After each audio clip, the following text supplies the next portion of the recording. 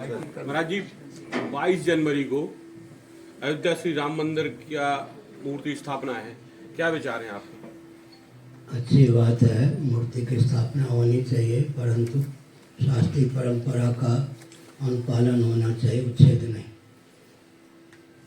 कैसा अनुपालन, क्या चाहते आप? प्रतिष्ठा में जो शास्त्रीय परंपरा से अधिकृत है वही मूर्ति का स्पर्श करें। पूजन आदि की प्रथा विधा भी शास्त्र सम्मत ही हो।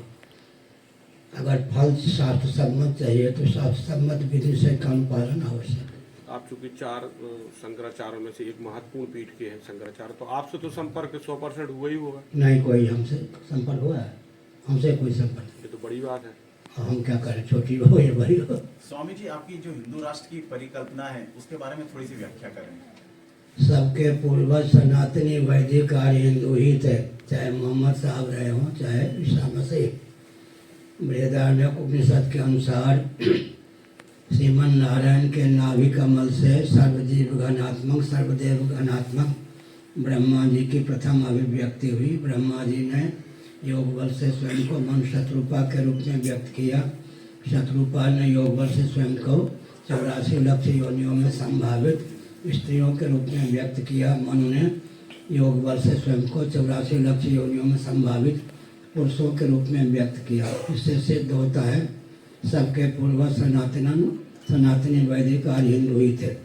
श्रीमद् भागवत आदि पुराणों का अनुशीलन करें तो मरीचि, कश्यप आदि महर्षियों की धर्मपत्नियों के गर्भ से देवता धनुज आदि नहीं बल्कि स्थावर प्राणी तरुलता गुण इत्यादि की उत्पत्ति हुई। इस प्रकार सिद्ध है कि सबके पूर्वज सनातनी वैदिक आर्य हिंदू थे और सनातन वैदिक आर्य हिंदुओं का जो वेदादि शास्त्र सम्मत सिद्धांत है इस रॉकेट, कंप्यूटर, एटम, मोबाइल युग में भी न केवल दार्शनिक अपितु वैज्ञानिक और व्यावहारिक धरातल पर भी सर्वोत्कृष्ट है। सनातनियों का वेदादि शास्त्र सम्मत सिद्धांत चाहे उत्पत्ति परक हो, स्थिति परक हो, संहार परक हो, निग्रह परक हो, अनुग्रह परक हो, उससे वैज्ञानिक और विज्ञान दोनों को प्रेरणा प्राप्त होती है, वो शक्ति है, उसे कोई अन्यथा सिद्ध नहीं कर सकता। महाराज जी, हैदराबाद के एक राजनीतिक नेता हैं, धार्मिक नेता, उन्होंने कहा है ये पूरे राम मंदिर को राजनीतिकरण कर दिया गया है। पहली बात यह है कि सूझ जुआरी आपन दाव। राजनेता तो दाव खेलते रहते हैं, लेकिन मैं एक संकेत करता हूँ। राजनीति, राजधर्म, दंड नीति, अर्थ नीति, क्षात्र धर्म, ये पांचों एक अर्थक हैं, पर्यायवाचक।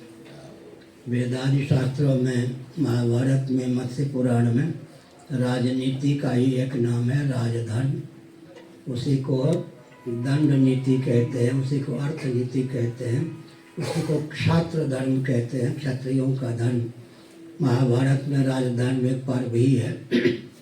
जिसकी सरकार होती है वो अपना, सरकार के जो प्रमुख होते हैं, प्रधानमंत्री, अध्यक्ष इत्यादि पार्टी के, अपना दाव खेलते रहते हैं, कोई नई बात हो रही है। आप मानते हैं कि लेकिन एक विचित्र बात है कि जिनको प्रधानमंत्री कहा जाता है, प्रधानमंत्री हैं, अपने को सेकुलर सिद्ध करने के व्यामोह में नहीं पड़े। वो सनातनी धार्मिक अपने को हिंदू सिद्ध करने में लगे हैं। इतना तो उनमें दम कम है, नहीं तो सेकुलर कहकर इन सबसे पीछे आते। अगर वे शास्त्रीय मर्यादा का और ध्यान रखें तो सोने में सुगंध। महाराज जी, आप क्या मानते हैं कि राजनीति में धर्म की कोई जगह होनी चाहिए? धर्म के नाम पर मैंने कहा ना, राजनीति, राजधर्म, छात्र धर्म, दंड नीति, अर्थ नीति, ये पांचों पर्यायवाचक है। महाभारत में राजधर्म पर भी है। धर्म की सीमा में ही राजनीति भी है। राजनीति का नाम ही राजधर्म है। क्षत्रियों का जो धर्म है उसी को राजनीति कहते हैं, उसी को राजधर्म कहते हैं। मैंने कहा सरकार कैसा कार्य कर रही है धार्मिक मामलों में, क्या लगता है? ऐसा है कि प्रधानमंत्री जो हैं नरेंद्र मोदी जी, नमन, मिलन, दमन, अंकन, अनुगमन, कूटनीति के 5 प्रभेद होते हैं, पांचों में माहिर हैं। उनकी कूटनीति को समझ पाना भी कठिन है। उदाहरण के लिए, बुरा न मानो होली, उन्होंने गोरक्षक गुंडा भी कहा था, और गाय को चारा भी देते हैं, माता भी कहते हैं, समझ गए। एक और वो हत्यारों का भी आदर्श बनना चाहते हैं, एक और गोरक्षकों का भी उनकी कूटनीति हो गई है। गोरक्षक गुंडे भी कह देते हैं, गो माता की जय भी बोलते हैं, गाय को चारा भी देते हैं, उनको परख पाना बहुत कठिन है। महाराज जी, जैसे अब अयोध्या में राम मंदिर का निर्माण हो चुका है, उसका उद्घाटन, तो क्या मथुरा पे संत समाज क्या सोचता है कृष्ण जन्मभूमि को लेकर? अब प्रश्न उठता है कि संत समाज किसको कहते हैं? भाजपाई संत, कांग्रेसी संत, सपाई संत, बसपाई संत। आजकल कितने ऐसे संत हैं जो किसी पार्टी से अलग होकर शास्त्रीय विधा से ही बोलते हो, चलते हो। संत के कितने भेद हो गए, पत्रकारों के भी कितने भेद हैं। कोई भाजपाई, कोई कांग्रेसी, कोई सपाई, कोई बसपाई। ऐसे संतों में भी कोई भाजपाई, कोई सपाई, कोई कांग्रेसी, कोई बसपाई। वास्तव में शास्त्र सम्मत विधा से अपने दायित्व का निर्वाह करने वाले कितने संत। लोभ, भय, कोरी, भावुकता, विवेक के वशीभूत जो न हो, वेदादि शास्त्र सम्मत सिद्धांत को दर्शन, विज्ञान, व्यवहार तीनों दृष्टियों से उत्कृष्ट सिद्ध करके उसे क्रियान्वित करने का जो प्रयास करें, वो शास्त्र सम्मत संत हो गए। सूत्र शैली में प्राप्त ज्ञान विज्ञान को विशद करने की जिनमें क्षमता हो, विस्तृत ज्ञान विज्ञान को सूत्र शैली में व्यक्त करने की क्षमता हो, विकृत ज्ञान विज्ञान को विशुद्ध करने की क्षमता हो, विरुद्ध ज्ञान विज्ञान को तपोबल से उद्भाषित करने की क्षमता हो, व्यासपीठ और शासन तंत्र में कोई विकृति हो, विकृति को दूर कर दोनों में सैद्धांतिक सामंजस्य स्थापित करके धर्मराज रामराज की प्रतिष्ठा का जो मार्ग प्रशस्त करें, उस सनातन सिद्धांत के अनुसार संत कहे जाते हैं। राजनीति का धर्म होना चाहिए या धर्म की राजनीति होना चाहिए? राजधर्म राजनीति पर्याय है। मैंने कहा छात्र धर्म का नाम, क्षत्रियों के धर्म का नाम ही राजनीति, कई बार मैंने कहा। महाराज जी, लगातार सरकारें जो हैं, जो धार्मिक स्थल है, जैसे उज्जैन महाकाल मंदिर हो गया, वृंदावन में जो बांके बिहारी, यहाँ पर कॉरिडोर बना रही है। जो पुराना जो है मठ मंदिर, जगन्नाथपुरी में भी जो है मठ मंदिर जो ध्वस्त कर रही है, उसको पर्यटक। जगन्नाथपुरी में क्या हुआ ये बताइए। अभी एक मुद्दा साल किसी मंदिर को तोड़ने की क्षमता वहाँ की सरकार में नहीं, हमसे डरती है। दूसरी ओर मैं कहता हूँ, सुनिए, तीर्थस्थली को तपस्थली कहते थे। जब उसको हम पर्यटन का केंद्र बना देते हैं तो उसका नाम भोगस्थली हो जाता है। मैं उदाहरण देता हूँ, केंद्रीय शासन तंत्र ने झारखंड में पारसनाथ को, तीर्थस्थली को पर्यटन का केंद्र बनाया। जैन साधु तो अनशन करके मर गए। अंत में केंद्रीय शासन तंत्र को वापस लेना पड़ा, पर्यटन केंद्र के रूप में नहीं। हमारी बात का प्रभाव जैनों पर तो पड़ गया, हिंदुओं पर नहीं, क्योंकि जब हम किसी तीर्थ स्थल को पर्यटन का केंद्र बनाते हैं, होटल वाले भी प्रसन्न होते हैं, यातायात वाले भी प्रसन्न होते हैं, सबके जेब भरने का मार्ग प्रशस्त होता है, मुँह मीठा होने का मार्ग प्रशस्त होता है। तो आजकल व्यसन चल गया है, तीर्थस्थली जो तपस्थली हैं उनको पर्यटन का केंद्र बना के भोगस्थली बना दें। मैं उदाहरण देता हूँ, दिल्ली इंद्रप्रस्थ जिसको कहते हैं, शास्त्रीय दृष्टि से बहुत ऊंचा तीर्थस्थल दिल्ली शास्त्रीय दृष्टि से बहुत ऊंचा तीर्थस्थल। लेकिन आजकल अगर आप दिल्ली जाएं, लौटें, कोई पूछे कि कहाँ गए थे तीर्थ यात्रा के लिए, दिल्ली हंस देंगे। तो क्या अर्थ हुआ?